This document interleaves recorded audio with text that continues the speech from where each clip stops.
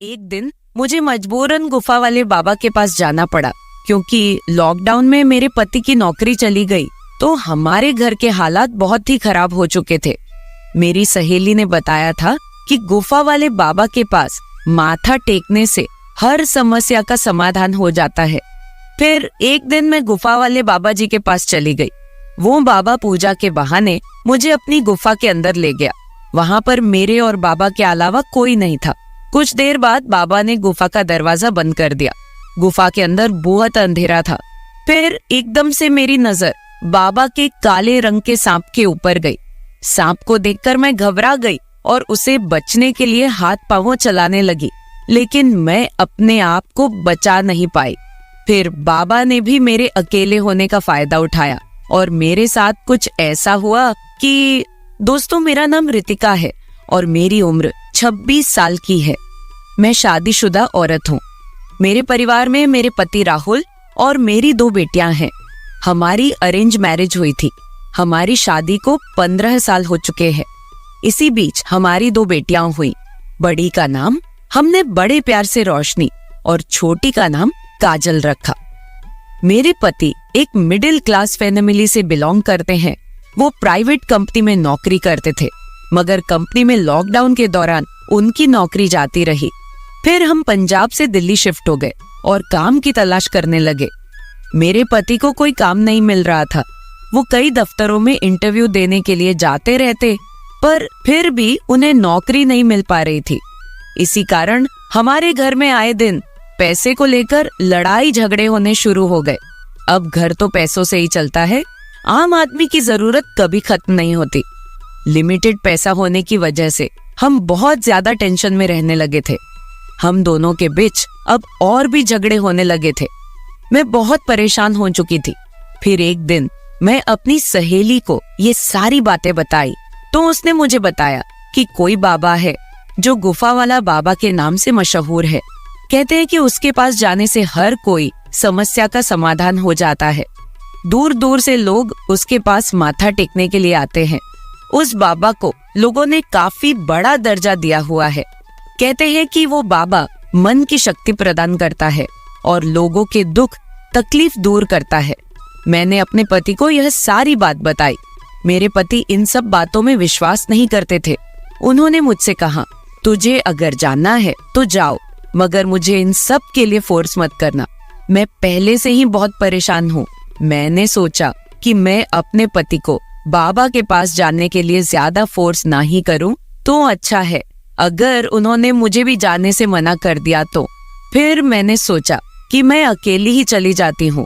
मैंने बाबा के पास जाने का विचार बना लिया क्योंकि मेरे पति ने मुझे जाने के लिए आज्ञा तो दे ही दी थी।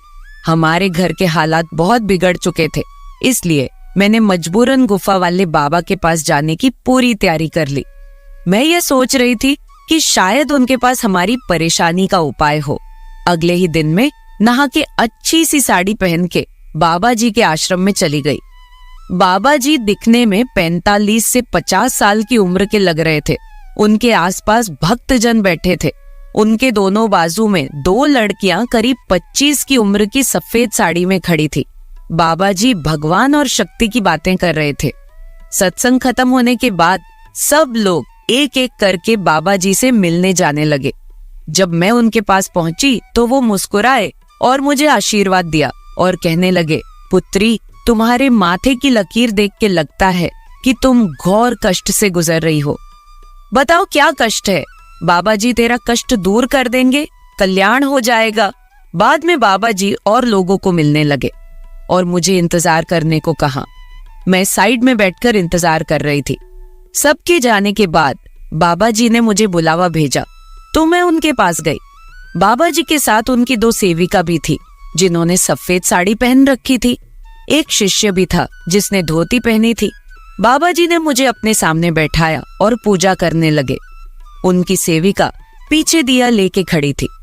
बाबा जी की आंखें बंद थी और वो अपने होंठ हिलाते जा रहे थे, जैसे कि मन में कुछ मंत्र का जाप कर रहे हो। फिर बाबा जी ने आंखें खोली और मुझे गंभीरता से देख के कहा, जिसका डर था वही हुआ पुत्री।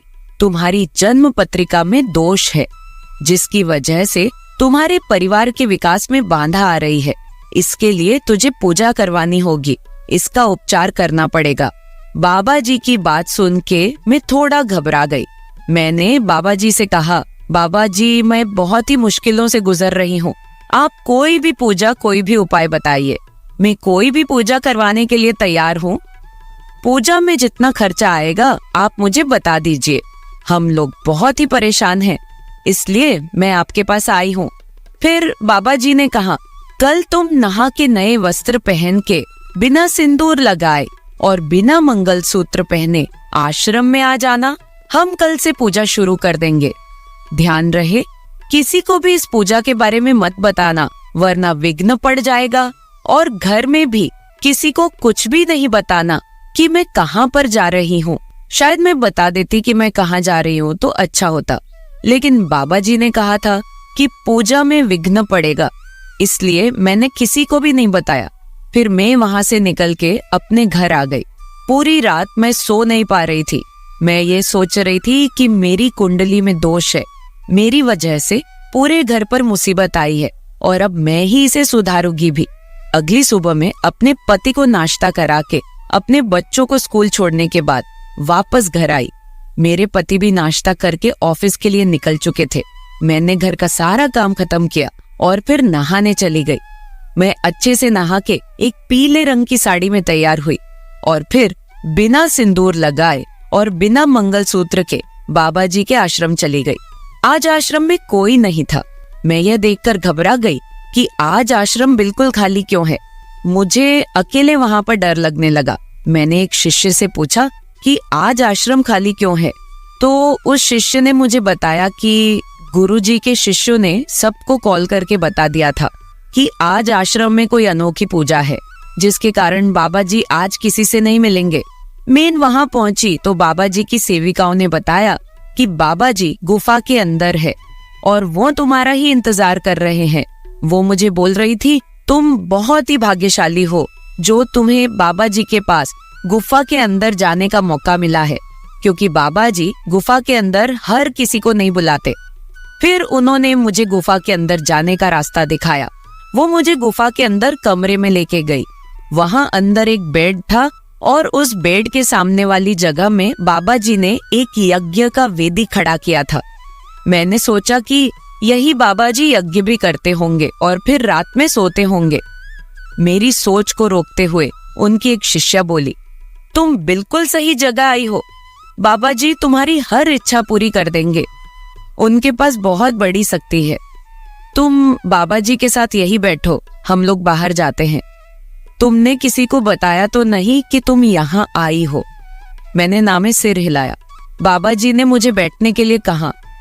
मैं और बाबा जी वही फर्श पे बैठ गए। बाबा जी मंत्र बोलकर अग्नि में घी डाल रहे थे। वो मंत्रों का उच्चारण करते जा रहे थे। फिर एक सेविका बाहर से दूध का ग्लास लेके अंदर आई। बाबा ने थोड़ा दूध अग्नि में डाला और बाकी दूध को हाथ में पकड़ के कुछ मंत्र बोला और फिर वो दूध मुझे पीने को कहा। बाबा बोले, इसे पी जाओ, लेकिन मुझे डर लग रहा था कि कुछ गलत ना हो जाए, क्योंकि यहाँ पर कोई और नहीं था। मुझे डर लग रहा था, मगर मैंने डरते डरते दूध का ग्लास हाथ में ले लिया और दूध एक ही बार में पूरा पी लिया। दूध पीने के बाद मुझे कुछ अजीब सा लगने लगा। अचानक ही मुझे नशा सा चढ़ने लगा। मेरी आंखों के आगे अंधेरा छाने लगा। मैं बेहोश सी होने लगी। मैं फर्श पे ही गिर पड़ी। मुझे लगा कि मुझे शायद कुछ कमजोरी की वजह से चक्कर आ गए हैं। पहले तो मैं कुछ समझ ही नहीं पा रही थी।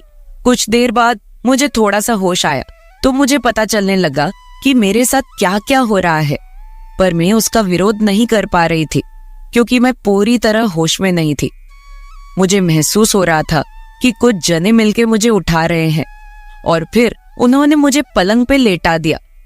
मैं आंखें खोल के सब कुछ देख रही थी मगर कुछ कर नहीं पा रही थी। फिर उस बाबा ने अपने शिष्य को बाहर इंतजार करने के लिए कहा। बाबा ने पूजा शुरू कर दी। मैं बाबा की यह हरकत देखकर हैरान रह गई। मैं सोचने लगी कि यह किस तरह की पूजा है। मेरे पति ने तो कई दिनों से मुझे छुआ तक नहीं था, क्योंकि वो अपनी परेशानियों से घिरा रहता था। घर की परेशानियों को देखकर मैं तो खुद बहुत परेशान थी, अगर मैं परेशान ना होती तो यहाँ फर्जी बाबा के पास पूजा कराने कभी ना आती। बाबा के पास आने से पहले मैंने सोचा था कि अगर एक पूजा कराने से हमारे घर में सुख समृद्धि आती है तो इसमें हर्ज ही क्या है। लेकिन मुझे नहीं पता था कि यह बाबा मेरे साथ ये हरकत करेगा। मैं बेहोशी की हालत में बाबा की तरफ देख रही थी।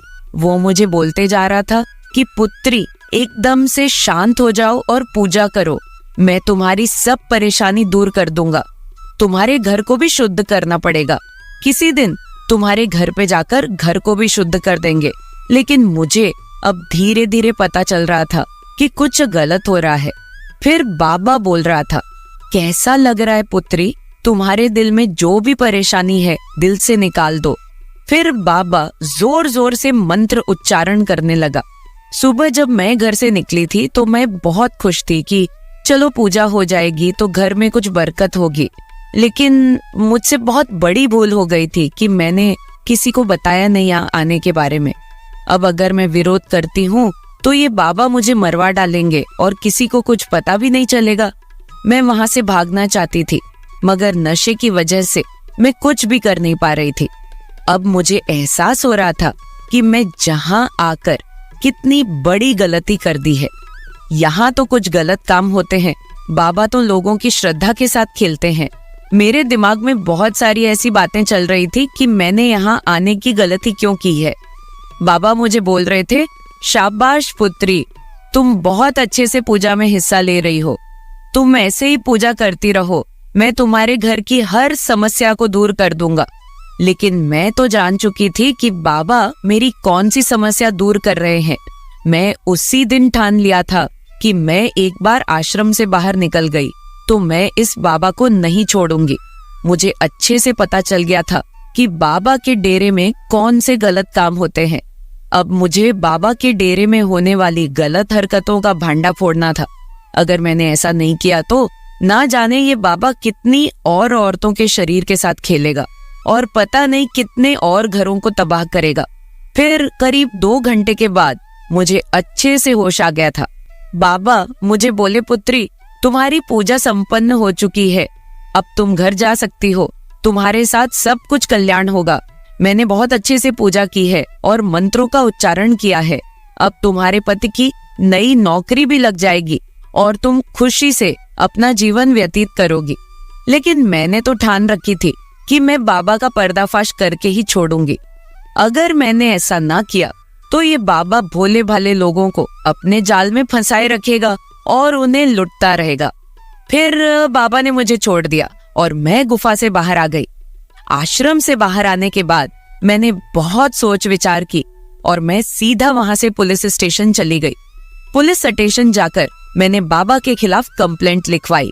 बाबा ने जो जो कुछ भी मेरे साथ किया था मैंने सब कुछ वहां पर बता दिया और पुलिस को साथ लेकर बाबा के आश्रम पहुंच गई।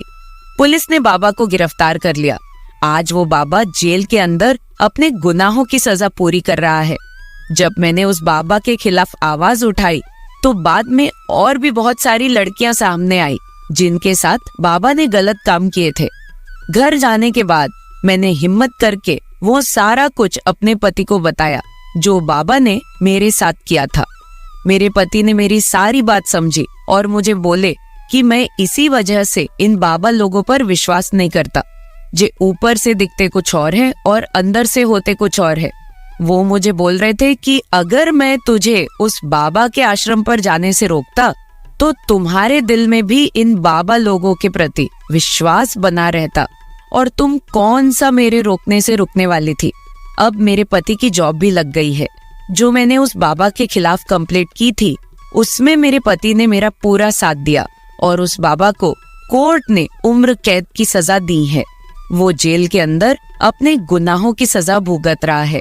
मेरे प्यारे दोस्तों, अगर आप ऐसी ही और भी इंटरेस्टिंग कहानियां सुनना चाहते हैं तो चैनल को सब्सक्राइब जरूर कर ले और बिल नोटिफिकेशन ऑन कर ले। कमेंट बॉक्स में बताएं कि आपको मेरी ये स्टोरी कैसे लगी। कल मिलेंगे ऐसी ही एक और वीडियो के साथ। धन्यवाद।